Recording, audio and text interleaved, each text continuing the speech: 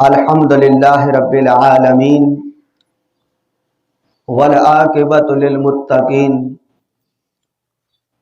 والصلاۃ والسلام علی سید الانبیاء والمرسلین وعلی آلہ واصحابہ اجمعین، اما بعد فاعوذ باللہ من الشیطان الرجیم، بسم اللہ الرحمن الرحیم، ذالک الکتاب لا ریب فیہ ھدی للمتقین، صدق اللہ العظیم۔ اللہم صلی علی سیدنا و مولانا محمد معدن الجود والکرم وعلی آلہ واصحابہ وبارک وسلم۔ برادران اسلام، اللہ کے فضل و کرم سے، اس کی عطا کردہ توفیق سے آج ہم 11ویں پارے کی مختصر تفسیر کا خلاصہ سننے کی سعادت حاصل کریں گے۔ 11ویں پارے میں 2 صورتیں ہیں۔ سورہ توبہ کا کچھ حصہ ہے اور اس کے بعد سورہ یونس ہے۔ اس پارے کے شروع میں اللہ تبارک و تعالی نے حضور نبی رحمت صلی اللہ علیہ وآلہ وسلم کو غیب کی ایک خبر سے مطلع فرمایا کہ جب آپ سفر جہاد سے واپس مدینہ طیبہ پہنچیں گے تو بغیر کسی عذر کے جہاد سے پیچھے رہ جانے والے لوگ جو منافقین ہیں وہ جھوٹی قسمیں کھا کر اپنے عذر پیش کریں گے۔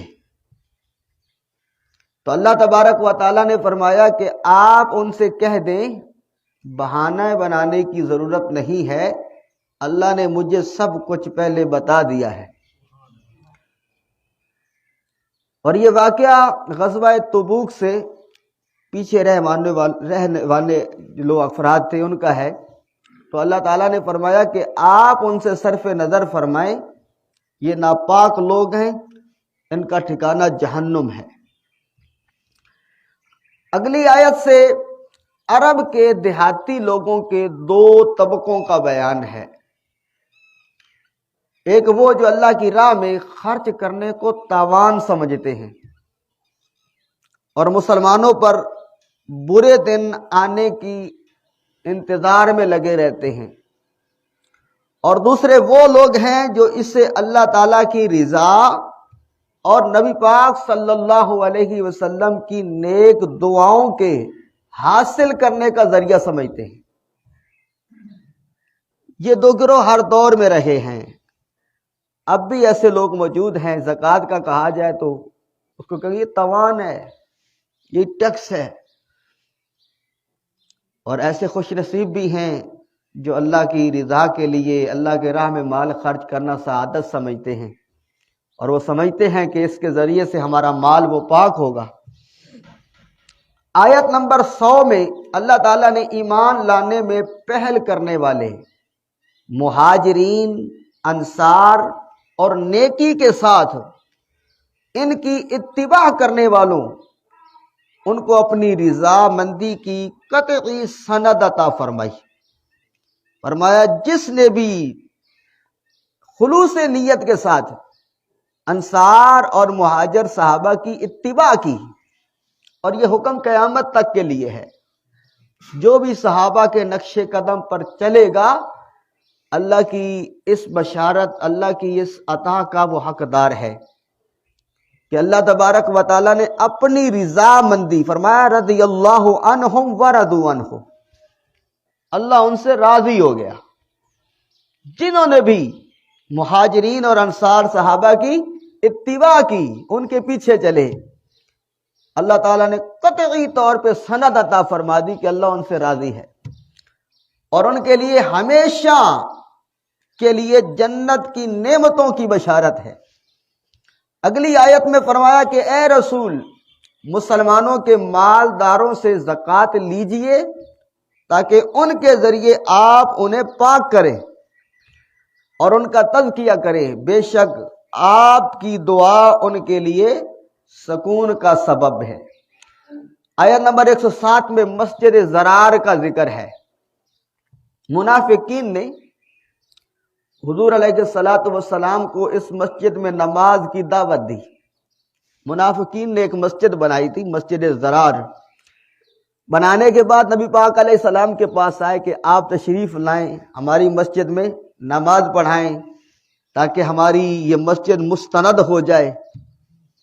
تو اللہ تعالیٰ نے منع فرما دیا اور بتایا کہ یہ مسجد مسلمانوں کو نقصان پہنچانے، کفر کو پھیلانے اور اہل ایمان کے درمیان تفرقہ پیدا کرنے اور اللہ اور اس کے رسول سے جنگ کرنے والوں کے لیے سازش کا مرکز ہے۔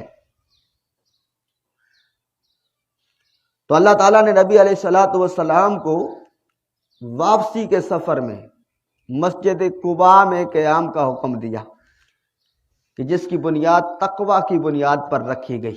اس سے اللہ نے فرمایا کہ مسجد قباء وہ مسجد ہے جس کی بنیاد تقوی کی بنیاد پر رکھی گئی ہے، فتنہ فساد کی بنیاد پر نہیں رکھی گئی، اور جس میں اللہ کے پسندیدہ بندے وہ نماز پڑھتے ہیں۔ تو پتہ کیا چلا؟ پتہ یہ چلا کہ بعض اوقات بظاہر نیک کام، اچھا کام، لیکن اگر مقاصد منفی ہوں، ارادے غلط ہوں، اگرچہ کام اچھا ہو تو اللہ تعالیٰ کے ہاں وہ کام درجہ قبولیت نہیں پاتا۔ اچھے کام کے لیے بھی خالص نیت ہونا ضروری ہے، اچھے کام کے لیے بھی سوچ تعمیری ہونا ضروری ہے۔ کام اچھا ہو لیکن دوسرے کو نیچا دکھانے کے لیے ہو، فتنہ فساد پیدا کرنے کے لیے ہو۔ اقبال نے کہا نا، نہ حق کے لیے اٹھے تو شمشیر بھی فتنہ، شمشیر تو کیا نعرہ تکبیر بھی فتنہ۔ اگر نہ حق جگہ پہ نعرہ تکبیر بھی لگاؤ گے تو وہ بھی فتنہ ہے۔ تو مقاصد وہ منفی نہیں ہونے چاہیے۔ اگلی آیت میں فرمایا کہ اہل ایمان نے اپنی جان و مال کو اللہ کو فروخت کر دیا، اپنی جان بھی اپنے مال بھی اللہ کو فروخت کر دیے، اور اللہ تعالیٰ نے انہیں جنت عطا فرما دی۔ اگلی آیت میں اہل ایمان کی صفات بیان ہوئی کہ وہ توبہ کرنے والے، عبادت کرنے والے، اللہ کی حمد کرنے والے، روزے رکھنے والے، رکوع و سجود کرنے والے، نیکی کا حکم دینے والے، برائی سے روکنے والے، اور اللہ کی حدود کی حفاظت کرنے والے ہیں۔ یہ مومنوں کی صفات ہیں۔ ہم سب مومن ہیں، ہم سب نے کلمہ پڑھا ہے، ہمیں دیکھنا ہے کہ ہمارے اندر اس میں سے کون کون سی صفت موجود ہے، اور اگر کوئی نہیں ہے تو اپنے اندر ہم پیدا کرنے کی کوشش کریں۔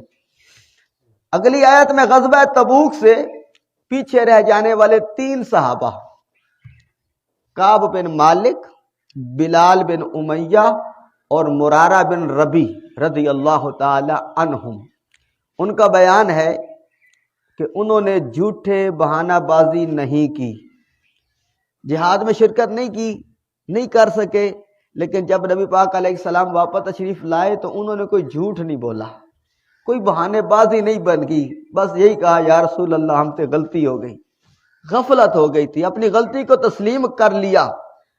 انہیں ایک عرصہ تک آزمائش کے دور سے گزرنا پڑا۔ حضرت کعب کے بارے میں آتا ہے کہ سب صحابہ نے ان سے بائیکاٹ کر لیا، حتیٰ کہ ان کی بیوی بھی ان سے بات نہیں کرتی تھی۔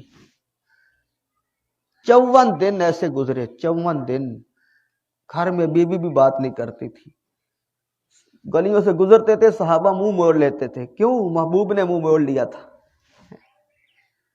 صحابہ کے نزدیک اپنے اور پرائے کا معیار وہ غلامی مصطفیٰ تھا، وہ اپنا اسی کو سمجھتے تھے جو مصطفیٰ کریم کا ہوتا تھا، اور جس سے مصطفیٰ منہ موڑ لیتے تھے وہ بھی موڑ لیتے تھے۔ بیوی بات نہیں کرتی. حضرت کعب کہتے ہیں میرے لیے اس وقت زمین اپنی وسعت کے باوجود تنگ ہو گئی. پھر ایک گزرتا اللہ تعالیٰ نے ان کی توبہ کو قبول کیا اور اپنے نبی صلی اللہ علیہ وسلم پر وحی فرمائی، اور یہ ان کے لیے بہت بڑا اعزاز ہے. آیت نمبر 122 میں فرمایا کہ سارے مسلمان اپنے سارے مشاغل، اپنی ساری مصروفیات چھوڑ کر اپنے آپ کو دین کے لیے وقف کریں. اگر دین کے لیے وقف نہیں کر سکتے پھر ضروری ہے کہ ہر علاقے اور ہر طبقہ زندگی میں سے کچھ لوگ دین کی راہ میں ضرور کھڑے ہوں اور دین میں مہارت حاصل کریں تاکہ وہ اپنی قوم کو اللہ کے عذاب سے ڈرائیں. یعنی یہ پورے معاشرے پر فرض کفایہ ہے. اگر معاشرے میں کوئی ایک بھی بندہ ایسا نہیں ہے جو دین سیکھا ہوا ہو، جو دین کو بیان کرے، نیکی کی دعوت نہ دے اور برائی سے روکے، تو پھر سارے گناہ گار ہیں. تو فرمایا پہلی کوشش تو یہی ہونی چاہیے کہ ہر ایک سب سے زیادہ ترجیح دین کو دے، لیکن سب نہ کر سکے تو کچھ ضرور ہوں. اور اگر بالکل ایسا ہو جائے کہ کوئی بھی نہ ہو تو بڑی سخت وعید ہے. نبی کریم علیہ السلام نے فرمایا اگر دور ایسا آ جائے کہ لوگ نیکی کی دعوت دینا چھوڑ دیں، گناہوں سے روکنا بند کر دیں، تو نبی پاک علیہ السلام نے فرمایا پھر کیا ہوگا؟ نیک لوگ بھی دعائیں کریں گے لیکن اللہ ان کی دعائیں بھی قبول نہیں کرے گا، نیکوں کی دعائیں بھی قبول نہیں ہوگی.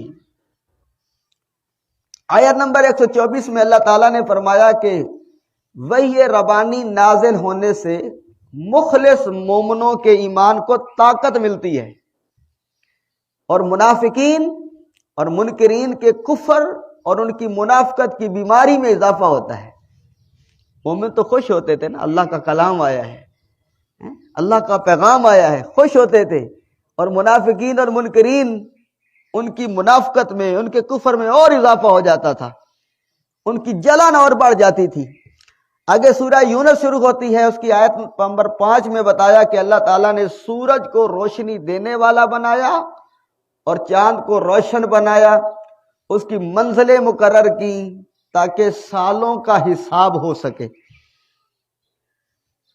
سورج اور چاند کو بنایا گیا تاکہ آپ سالوں کا حساب لگا سکیں، مہینوں کا حساب لگا سکیں.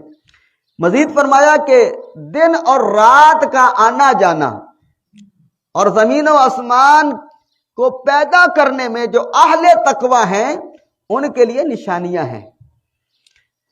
آیت نمبر 11 میں بتایا کہ لوگ دنیا کے مفادات طلب کرنے میں جتنی جلدی کرتے ہیں، اگر اللہ تعالیٰ ان کی بدعمالیوں کی سزا اتنی ہی جلدی دے تو ان کو جلد موت آ جائے، لیکن اللہ نے انہیں مہلت دی ہے. آیت نمبر 15 سے بتایا کہ منکرین آخرت کے جو منکرین ہیں ان کے سامنے جب آیات قرآنی کی تلاوت کی جاتی ہے تو وہ کہتے ہیں کہ آپ اس کے علاوہ کوئی اور قرآن لے آئیں یا اس کو تبدیل کر دیں. تو اللہ تعالیٰ نے فرمایا اے رسول آپ فرما دیں کہ مجھے اپنی جانب سے اس میں تبدیلی کا اختیار نہیں ہے، میں تو صرف وحی ربانی کی پیروی کرتا ہوں. رسول اللہ صلی اللہ علیہ وسلم نے فرمایا کہ میں نے تمہارے درمیان عمر کا ایک بہت بڑا حصہ گزارا ہے، تو کیا تم سمجھتے نہیں؟ یعنی اس 40 سالہ دور حیات میں، دور زندگی میں تم نے میرے قول و فعل میں، قول و قرار میں، کردار میں کوئی جھول یا کوئی نقص دیکھا ہے؟ آیت نمبر 18 میں فرمایا مشرک اللہ تعالیٰ کو چھوڑ کر ایسے باطل معبودوں کو پوجتے ہیں جو انہیں نفع نقصان پہنچانے کی طاقت نہیں رکھتے، اور وہ کہتے ہیں کہ یہ اللہ کے پاس سے ہماری سفارش کرنے والے ہیں. اپنا نفع نقصان کی جو طاقت نہیں رکھتے وہ کیا سفارش کریں گے؟ یہاں یہ امر پیش نظر رہنا چاہیے کہ مشرکوں کے بت اور تمام معبودان باطل من دون اللہ ہیں، یعنی یہ سب کچھ کیا ہے؟ من دون اللہ، اللہ کے سوا چیزیں ہیں، جبکہ رسول اللہ، انبیاء کرام علیہم السلام اور اللہ تعالیٰ کے مقرب بندے اس کے اذن سے اس کی بارگاہ میں شفاعت کریں گے۔ یہ بہت بڑی ایک بیماری ہے ہمارے معاشرے میں کہ یہ جو بتوں والی آیتیں ہیں نا، یہ اللہ والوں کی طرف منسوب کر دیتے ہیں۔